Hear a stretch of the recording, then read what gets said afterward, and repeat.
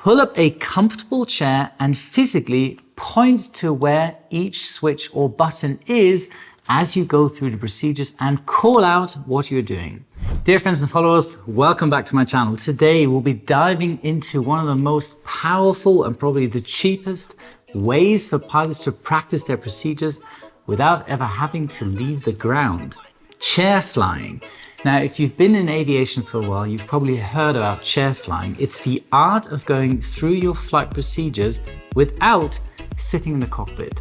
But let me tell you, it's much more than just pretending. It's an incredibly effective way to keep sharp, reinforce your memory, and build the muscle memory you need when you're actually in the air.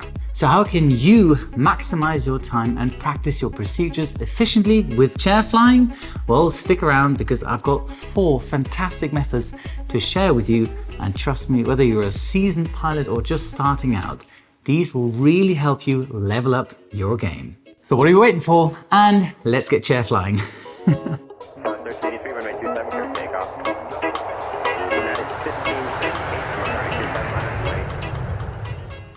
Today's video is brought to you by OCTAVI. Bring your simulator game to the next level with OCTAVI's IFR-1 controller. This small hardware component is a fantastic tool to make your simulator experience as smooth as possible.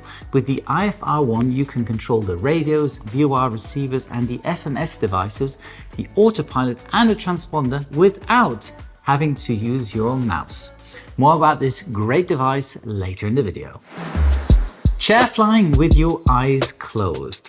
Now, this might sound a little strange at first, but trust me, this is super powerful. Here's what you do. Find a quiet place in your bedroom, living room, etc. Have your checklist on your lab, close your eyes, and then mentally walk through all the procedures step by step. Picture yourself sitting in the cockpit and reaching for the buttons and switches to complete a certain flow pattern or one of your normal checklists. Please also call out what you are doing or which switch you are flicking. By doing so, you are reinforcing your procedural flow and cognitive memory. Now, once you are in the actual cockpit, the procedures will feel super familiar. Now, side note, I'm not saying that you should memorize the checklist. I'm saying you should reach for the switches with your eyes closed and call out what you're doing. This is muscle memory at its finest. To give you an example, and maybe a Boeing 747 pilot can guess which procedure I'm rehearsing. APU selector off, hydraulic demand pump switch 4 to auto, packs 1, 2, 3 to on, aft cargo heat on, close the lower ICAS engine page, press the recall button and look out for the clear signal, and then read the before taxi checklist. Comment below if you know what flow pattern or procedure I just went through. It's all about visualization. If you can go through your pre-flight checks, engine startup and takeoff flow by just imagining it with your eyes closed, you'll have a strong mental model of the process when it counts in the real aircraft. Plus, this can be done anywhere, at home, in the crew lounge, or even on your commute to work. It is super effective. And no, I do not want you to close your eyes whilst driving your car. This applies obviously when you are a passenger in any way or form. But speaking of your car, please do this 5-second exercise with me. Close your eyes and now point with your finger to the hazard warning light switch in your car. You ready? Mine's right there. See, you know exactly where it is, even with your eyes closed. So practicing cockpit flows with your eyes closed is the exact same thing. Chair flying with a paper cockpit. Next up is one of my personal favorites, using a paper cockpit. Now, I know we don't all have access to a multi-million-dollar simulator whenever we want, but what you can do is print out a layout of your aircraft's cockpit. Just Google paper cockpit 747 or Cessna 172. Whatever you are currently flying or training on, the chances are very high that some aviation shop is selling your cockpit in a poster format. Now here's a pro tip, and it might even be a cheaper option. Bring a tape measure and a decent photo camera go to your flight school hangar or flying club, whatever, and take a high resolution picture in the actual aircraft or cockpit, and take the file to your local copy shop and have it printed out. Tell the copy shop owner that you need it in real life size and give him the width of the cockpit because you measured it with the tape measure as you were doing the pictures, because you are a smart pilot and you've come prepared. Now, whilst you're at the shop, have also your checklist printed out and you are ready to go. Now, here's how it works. Stick the paper cockpit to your bedroom or living room wall, pull up a comfortable chair and physically point to where each switch or button is as you go through the procedures and call out what you're doing.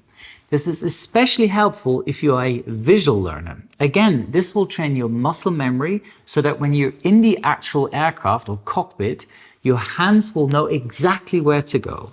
Whenever I have my simulated check ride coming up, I run through emergency procedures and non-normal checklists. Especially during these non-normals, chair flying helps wonders because now you have the time to familiarize yourself with switches that in normal operation you never really use that much.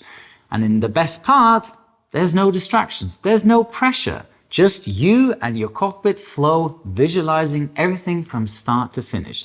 You can even keep the engines running and take a bathroom break without worrying about crashing or fuel costs. Speaking of the bathroom break, yes, I know that thought has struck your mind. You're in the loo multiple times per day, so you might as well stick that paper cockpit to the door or wall of your toilet. Method number 3, chair flying with computer flight simulator. Now let's talk about something a little bit more high tech. Microsoft Flight Simulator, X-Plane, and many others. PC simulators have become one of the best tools for pilots, both aspiring and experienced. I remember when I did my training in 2008, we used Microsoft Flight Simulator to practice our IFR procedures. Now with Microsoft Flight Simulator, you've got a virtual cockpit right in front of you with all the switches, dials, and gauges you had in the real thing. So you can go through your procedures, practice approaches, traffic patterns, and much more. Now to top it all off, you even get the sound effects, such as the spool up of the engines on takeoff or the click of a switch confirming you are actually switching it, bringing the experience closer to reality, or even live ATC. It is all in one place. But there is one thing that bothered me in 2008 and does until today when I use flight simulators. The computer mouse. That's an absolute hassle, that thing. How great would it be if there was a tool that removes the hassle of having to move your mouse, for example, on the left or right knob of the Garmin GNS 430. This is where the OCTAVI IFR-1 comes into play and will make your sim experience so much more enjoyable and especially useful for your training. Let me show you how you could use your IFR-1 in your next simulator session. The idea behind the OCTAVI IFR-1 is to have a single compact device that controls all important instruments in the aircraft. Now you just press one of the context modes to choose an instrument and then use the rotary knob and the other buttons to control it. In this scenario, we're expecting an ILS approach into Düsseldorf, but nothing is set up yet. Now let's configure everything we need for an ILS 05 right approach. Düsseldorf Tower is on 118.305s, so we get into COM1 mode and turn the knob to set 118.305. We'll do the same for the ATIS, COM2, and that's going to be 123.780. Now once we press toggle, we can listen to the ATIS and get the QNH. Let's also set up the GPS unit, the FNS1 mode. Enter into flight plan and put in Düsseldorf Echo Delta Delta Lima. And this is where the dual axis rotary knob comes into extra handy. Go to procedure and select approach, ILS 05 right, and our transition is going to be the initial approach fix LEPT. Go ahead and activate that and the GPS flight plan is set up. Let's assume now that the QNH is 29.901. We go into Baro mode and set it to 29.901. What's missing is the final approach course on the HSI. So we enter the course 1 mode and set 052 degrees for the final approach course, ILS 05 right. Here we go, we're all set up. It took us less than a minute or so, and there's absolutely no way you're going to do that with your mouse in this kind of speed. November 2228 Kilo, proceed direct Delta Lima 555. No problem, we get back into the flight plan and the GPS, go down to Delta Lima 555, hit direct, enter, and that's set up as the next waypoint.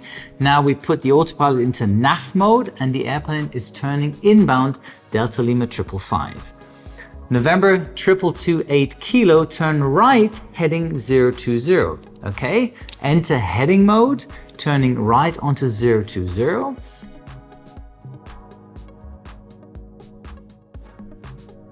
Since we're capturing the localizer, we're also going into autopilot and activate the NAV mode again. And that means once the localizer gets closer, the autopilot is going to follow it. The autopilot is now picking up the localizer, is going to carefully get closer until it completely captures it, and then we are established. And here we are on the final approach fix. The autopilot has started to descend because it captured also the glide slope. And we will now be descending through the clouds down towards Düsseldorf. To make this a little bit more exciting, we're going to turn off the autopilot by pressing the main autopilot button and hand fly the rest of the approach down to the minimums. We have about 600 feet to go, so make sure to stay on the glide slope and on the localizer, and obviously you might have to make some small corrections. And that's all what was needed. I hope this approach video showcased nicely how you can use OCTAVI's IFR-1 on your next sim session, because we can admit that we've all been there. You're flying manually, proud as you can be, but now you have to switch from one VOR to the next, or switch radio frequencies, or dial in a heading that ATC had assigned to you. And you are then so focused on fiddling with the mouse that you get so distracted, your heading is off, your altitude is off, and before you know it, you've briefly lost control over your aircraft. Here is your solution. So click the link below to get to the OCTAVI shop and get your IFR-1 today. If your girlfriend or boyfriend needs a gift that really helps them improve their sim flying skills, this is what you want to get for them. So method 3 is a fantastic way to bridge the gap between the mental and physical aspects of flying. Plus, you can actually fly the aircraft and test your procedures in real-time scenarios. And with different weather settings, you can practice those approaches in all sorts of conditions. Just a brilliant tool to have at home. Method number 4, chair flying in the actual aircraft. Now for the gold standard of chair flying, sitting in the actual aircraft. Now picture this, it's a rainy day and you've got some free time. Head out to the plane, even though you're not going to go anywhere because you can't fly because of the weather, but you can just sit there and go through your checklist and rehearse your procedures. There's something about sitting in the real aircraft, hearing the switches sort of click, feeling the control column. It's as close to the real thing as you can get without flying the actual thing. And hey, if you've got a friend with you, even better. If they're not into aviation, take the opportunity to explain what you're doing, why you're flipping the switch at that time, and why each step is so important. Make a guess where I took my girlfriends on the first date. Alrighty, just call up your crew partner or flight school buddy or an experienced pilot and ask them to go through the flow patterns together. Check each other's work and even run some scenarios. You will be amazed at how much you can learn by just sitting in the cockpit with no distractions and focusing on those procedures. Bonus tip, fixed-based simulators. And finally, one more tip, if you're in a training environment or have access to a fixed-based simulator, take advantage of it. Even if it's not your session, sit in the back and watch your course colleagues. You can learn so much from observing them. Watch for their mistakes, make notes, and ask yourself, had you handled the situation differently? This is like having a front row seat to a live session. Please use it. So there you have it, 4 amazing ways to master your procedures through chair flying. Whether you're closing your eyes and visualizing, using a paper cockpit, practicing with Microsoft Flight Simulator and the OCTAVI IFR-1, or sitting in the actual aircraft, you're building valuable skills that will make you a better, more prepared pilot. Chair flying is probably the cheapest and most time-effective way to keep sharp, especially on those rainy days when you can't take to the skies. The more you practice these flows, the more second nature they become, and that will pay off big time when you're in the air. Trust me, I have done chair flying all my life, basically. So get out there, start chair flying, and keep those skills razor sharp. And on that bombshell, here's your checklist today. Subscribe to my channel, check. Activate the notification bell, check. Follow my Instagram account, check. Perform a touch and go at my website, check. Also at the OCTAVI website, please do.